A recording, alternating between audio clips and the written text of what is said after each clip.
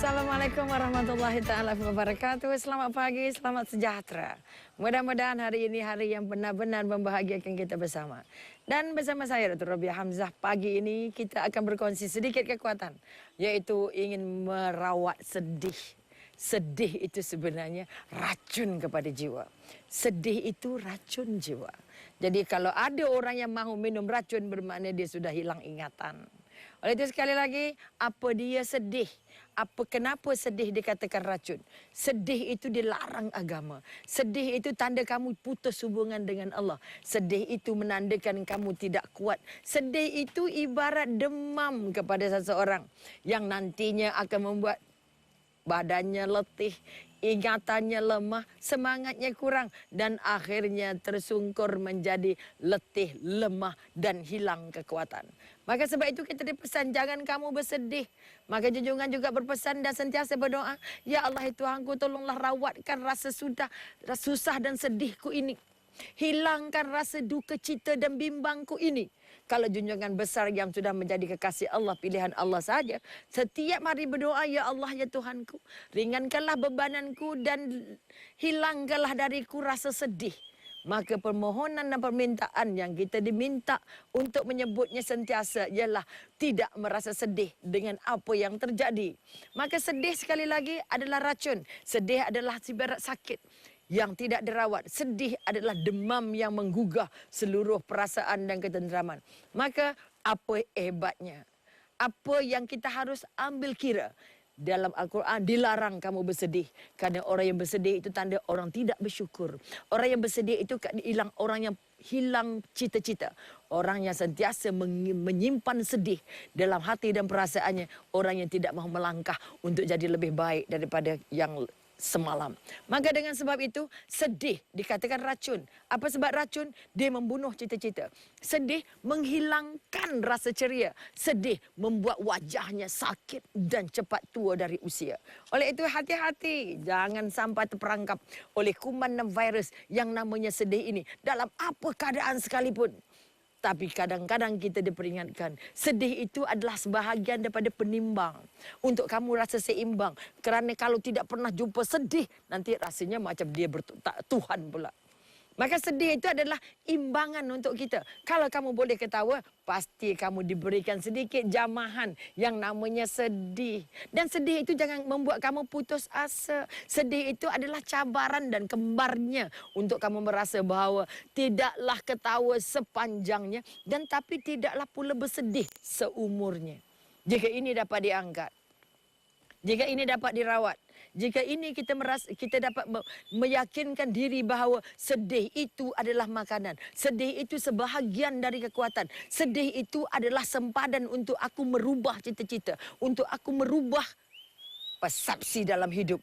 Kalau semalam aku sedih, hari ini aku harus membangun satu sikap yang paling positif. Bahawa sedih itu akan menggugah perasaan. Sedih itu akan memelahankan atau melemahkan langkah. Sedih itu akan akhirnya memutuskan hubungan aku dengan Allah. Sedih itu aku akan menjadi sahabatnya iblis. Ini yang kita paling takut. Ini yang kita paling bimbang. Mana mungkin seorang hamba Allah yang sudah sujud dahinya ke sejadah akhirnya terpancing oleh pancing-pancing iblis hanya kerana dirundung oleh rasa sedih ini. Maka mari kita bersama-sama menyemak diri. Berapa lama kita ingin bersedih? Berapa lama kita mahu menyimpan sedih semalam hingga ke akhir hayat? Kerana sedih adalah seperti mendung yang membawa awan hitam yang akhirnya membuatkan hujan-hujan luka, hujan-hujan derita kepada langkah-langkah yang sudah diatur. Maka sekali lagi kita diingatkan oleh Rasulullah juga bahawa kalau kamu dirawat sedih, bermakna Allah sedang menyentuh kamu. Direct line dari Allah. Bahawa Allah mahu kamu mengingatnya. Allah mahu kamu menyebutnya. Allah mahu kamu merasakan bahawa pertolongan dari aku sangat dekat. Sebab itu sekali lagi, jangan sampai bersedih. Kerana Allah itu sentiasa memberi, walaupun tidak yang kamu minta. Kadang-kadang kita minta tapi tidak diberi kerana Allah tahu bila saat yang paling tepat untuk memberi apa yang kita hajatkan. Oleh itu setelah kita kenal sabar. Kalau orang yang bersabar dia tidak mampu untuk bersedih kerana dia akan berlawanan. Kalau namanya sabar bukan saya sedih saya sabar dalam sedih. No. Maka kalau sedih itu dipanjangkan, bermakna kita sedang memanjangkan sakit dan derita. Kalau sedih itu diangkat sebagai matlamat, sedih itu diangkat sebagai hiasan harian, bermakna kamu sudah membunuh hari ini. Bila membunuh hari ini, kamu kehilangan hari esok. Betapa ruginya kita. Kita mahu mendapat cinta Allah. Cinta Allah bermula dari rasa bahagia jadi hamba Allah. Wajah yang cantik itu bukan kerana ditampal hitam putih merah coklatnya. Wajah yang cantik itu terangkat apabila air muka jernih, air muka ceria, biar uangnya sedikit. Tetapi di wajahnya ada kemewahan. Biar gulanya sedikit, tapi manisnya ada dalam senyuman. Sebab itu dari awal sudah dipesan, senyuman itu sedekah. Orang yang berhati ceria, orang yang tenteram, senang memberi. Orang sedih seperti duduk di perkuburan. Orang sedih seperti berumah dalam perkuburan. Orang sedih seperti orang yang melihat mendung seumur hidup. Memakai kacamata hitam, kacamata kelabu. Melihat dunia ini terlalu sempit. Maka sekali lagi bangun kekuatan bahawa kita tidak layak bersedih. Dan kitalah orang yang mampu mengubah diri untuk memilih tidak bersedih. Boleh? Jangan bersedih lagi. Kerana kita akan berjumpa sebentar lagi. Bertemu kembali kita untuk menyambung perbalan. Mudah-mudahan perbalan ini menjadi satu perbalan yang paling diingati insya-Allah. Bercakap tentang sedih yang boleh membawa jadi racun kepada jiwa. Dalam Islam terdapat juga sedih-sedih yang dibenarkan. Sedih-sedih yang kita katakan berfaedah atau yang beruntung. Tetapi ingat, junjungan besar tidak gembira dengan anak buah ataupun dengan pengikut atau penganut dan kita yang mengaku sebagai pengikut Rasulullah dengan sikap ini. Jangan pernah bersedih sekalipun kamu kehilangan segala-galanya kerana Allah pasti membayar apa yang hilang. Maka sekali lagi kita bangun kekuatan bahawa junjungan besar Allah, kita kalau mahu jadi hamba Allah, hilangkan titik-titik sedih dalam hati. Dengan cara pertama rawat secara fizikal. Bangun, buatlah usaha. Orang yang bersedih itu orang yang bersila bangun, goyang kaki apa, bersila saja tidak buat apa-apa. Maka sibukkan diri untuk mendapat nikmatnya sedih. Orang sedih yang pergi membantu orang sakit. Orang sedih yang memberi membuat kebajikan. Orang sedih yang memberi banyak untuk kebaikan orang lain. Secara tidak langsung. Secara tidak langsung Allah hadiahkan dia satu rasa lapang, maka sedihnya akan terawat. Orang yang merawat sedihnya hanya dengan air mata, ini tidak akan memberi apa-apa. Kecuali sakit mata dan buta akhirnya. Sebab itu dilarang kamu menangis. Dilarang kamu menangis walaupun kematian. Jadi ada dua tangisan. Tangisan seorang pengantin di malam pertama. Tangisan seorang yang ditinggalkan di tanah perkuburan. Ini juga dua tangisan. Maka yang Allah mahu, tangisan-tangisan yang hebat adalah derayan air mata seorang ibu yang sedang mendoakan anak-anaknya untuk menjadi anak soleh-solehah. Tangisan kedua, sedih yang dijemput Allah, yang tangisannya diterima. Tangisan-tangisan para syuhada untuk mengharapkan redha Allah dan syurga dalam semua perjuangan mereka. Dan akhir sekali, tangisan yang diterima Allah diangkat sebagai tangisan yang hebat. Tangisan seorang pesalah untuk mengaku semua kesalahannya di hadapan Allah dan berjanji tidak akan mengulangi lagi kesalahan-kesalahan tersebut. Maka dikatakan tangisan-tangisan yang menyesali kesilapan-kesilapan. Tangisan-tangisan yang membuat kita akan mencari jalan lain untuk meneruskan kehidupan. Tangisan-tangisan mensyukuri nikmatnya. Ya Allah, anaknya berjaya, ibunya yang menangis. Anaknya yang bernikah, ibunya menangis, syukur dapat jodoh. Anak yang lulus dapat markah cemerlang, ibunya menangis kerana merasa sangat bahagia. Tangisan inilah yang kita mahu angkat. Tangisan atas nikmat yang Allah berikan. Tangisan yang membuat dia merasa benar-benar dekat dengan Allah dan merasakan pertolongan Allah itu turun kepadanya tanpa henti. Tangisan seorang yang sembuh daripada penyakit. Ya Allah, tangisan seorang yang terlepas dari bala-bala bencana. Seorang yang terlepas dari kemalangan. Orang lain meninggal tapi dia masih hidup. Tangisan orang-orang yang terselamat dari tanah longsor. Tangisan seorang yang terselamat daripada tsunami misalnya. adalah merupakan tangisan-tangisan kesyukuran, bukan tangisan-tangisan kehilangan, tetapi kesedihan itu, tangisan itu membuat dia lebih merasa bahawa Allah itu maha penyayang, Allah itu maha pemurah, dan Allah itu sangat ambil berat tentang hamba-hambanya.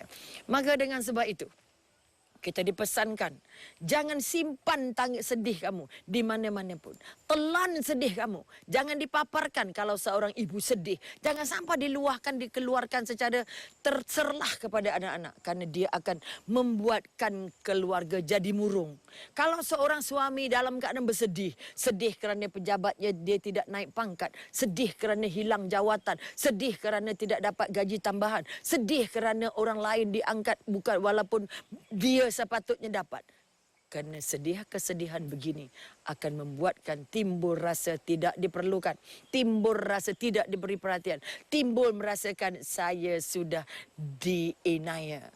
Perasaan-perasaan ini akan membuat tumbuh satu lagi perasaan untuk membela diri, perasaan untuk membalas dendam, perasaan tidak gembira dengan orang lain.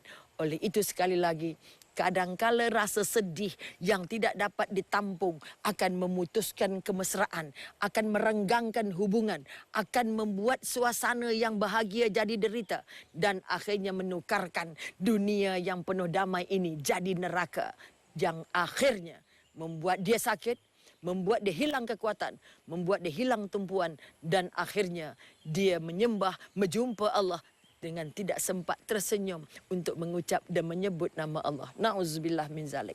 Maka dipesankan dalam salat ini, kita sama-sama menyemak air muka kita.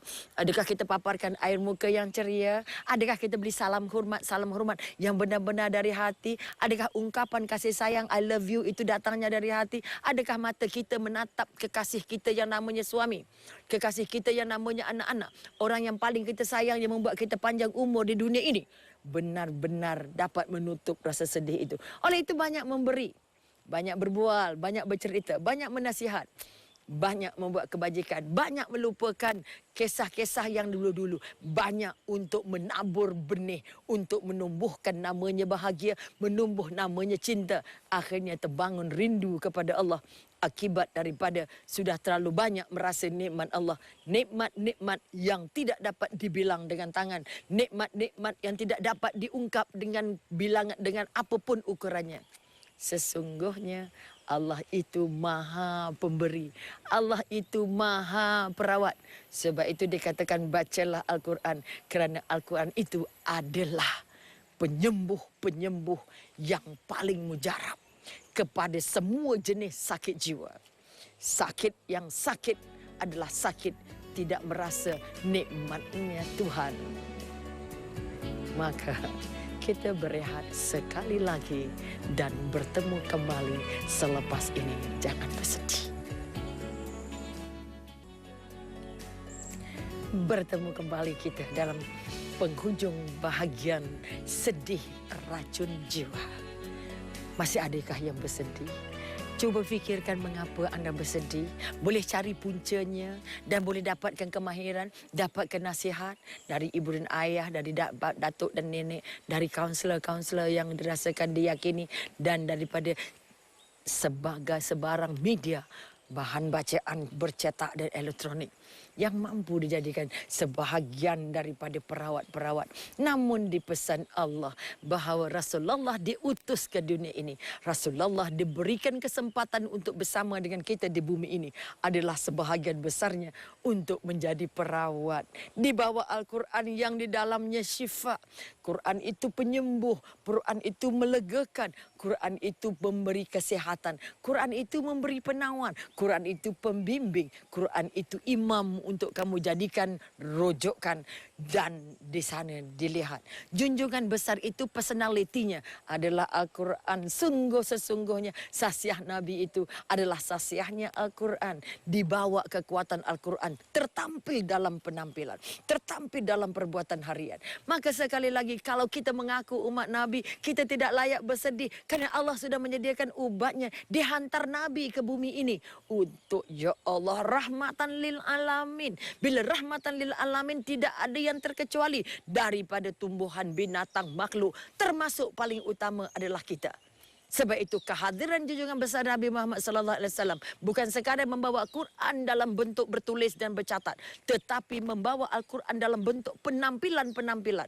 Kalau mahu bersedih, junjungan besarlah orang yang paling banyak bersedih. Kerana kematian, kesedihan, dihina, dihalau dan terpaksa berpindah meninggalkan tanah air. Dari kecil sudah tidak punya ayah dan kemudian diangkat tidak bersama dengan ibu. Kehilangan datuknya, duduk bersama bapa saudaranya. Mana mungkin jumpa bahagia kalau bukan hatinya dan jiwanya diasuh Allah untuk tidak kenal perkataan sedih. Umur 4 tahun sudah jadi gembala kambing. Sudah duduk bersama orang lain. Bukan ayah dan ibunya. Maka kalau kita masih punya ayah dan ibu, bersyukurlah. Junjungan besar layak untuk bersedih. Tapi tidak bersedih.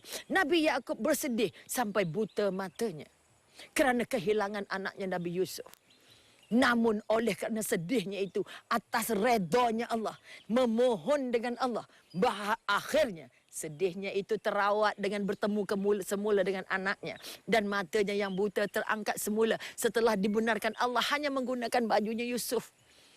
Atas izin Allah. Oleh itu sekali lagi, kalau benar-benar kita perlu bersedih, cari punca dan sebabnya. Jangan kerana sebab dunia, jangan kerana sebab harta, jangan kerana sebab manusia, tapi sebab kita belum layak jadi hamba Allah, tak mampu menerima cabaran, ujian dari Allah. Maka kalaupun bersedih, jangan sampai bermusim-musim. Kematian itu diiringi dengan kesedihan, tapi jangan sampai bertahun-tahun. Kerana kematian itu hadiahnya dari Allah untuk melayakkan seorang hamba itu dapat syurga atau neraka. Maka kalau kita melalui kematian, kehilangan orang yang paling kita cinta, maka angkatlah semula bahawa cinta Allah itu mengatasi semua cinta yang ada. Kalau kekasih kita, ayah kita, anak kita, cucu kita diambil Allah, bermakna Allah menyimpannya untuk diasuh untuk jadi penghuni syurga. Dengan syarat ibu dan ayahnya terus berdoa bahawa yang kamu ambil ini adalah hakmu ya Allah, bukan hak aku. Kamu bagi pinjam saja anak ini ya Allah. Kalau ini yang tercatat dalam hati, tidak ada satu sebab ataupun punca, satu titik pada dunia ini yang membuat kita layak bersedih. Maka sedar atau tidak bahawa Allah itu memberikan penawarnya pada setiap saat. Bila kamu minta, sebab itu dijanji Allah, tidak ada doa kamu yang tidak terangkat. Dan tidak ada rezeki yang tertangguh. Yang taat, tidak taat, yang kufur, yang beriman, semua dapat rezeki. Mana mungkin sedih? Maka mana mungkin perlu untuk mengatakan saya harus melalui hidup ini dengan penuh kesedihan. Ya Allah. Nabi Ibrahim juga sedih bila dituduh bermacam-macam. Nabi Musa sedih bila ditolak oleh umatnya. Nabi Muhammad sedih terpaksa pindah ke Madinah. Tetapi kesedihan-kesedihan mereka ini tidak dijadikan racun pada jiwa mereka. Tapi kesedihan ini diangkat jadi perawat paling hebat. Kalau di Taif Nabi diusir. Sedih Nabi terpaksa menyelamatkan diri ke kebun anggur. Tetapi Allah rawat kembali.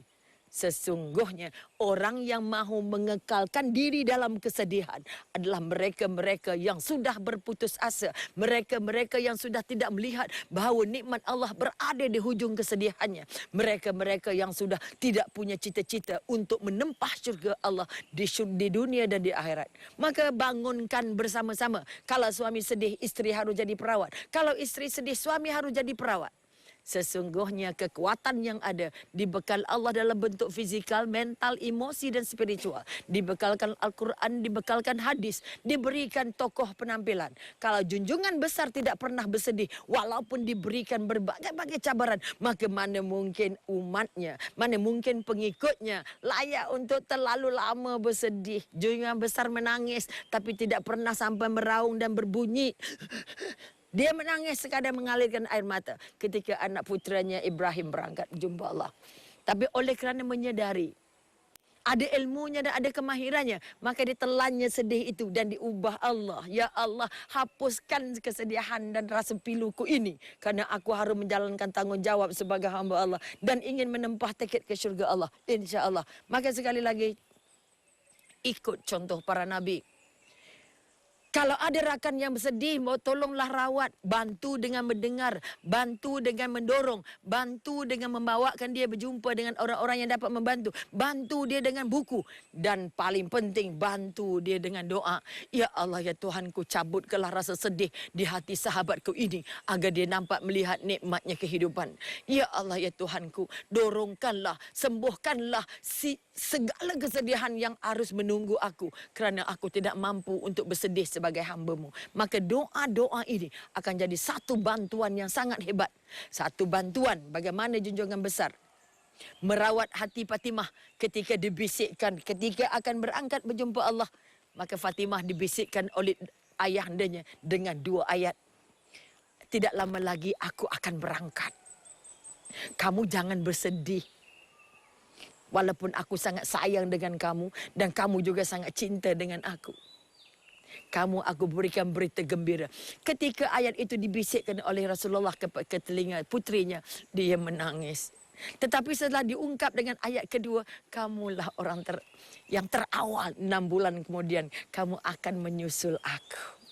Maka bagaimana junjungan besar merawat? Mudah-mudahan rawatannya dibekalkan melalui Al-Quran, hadis dan penampilan. Kemahiran-kemahiran harus digarap. Supaya kita merasa Allah itu maha dekat, Allah itu maha penyayang, Allah itu maha pemurah. Dan Allah tidak pernah tidak adil. Maka sekali lagi, sampai di sini dulu. Terima kasih banyak. Assalamualaikum warahmatullahi wabarakatuh.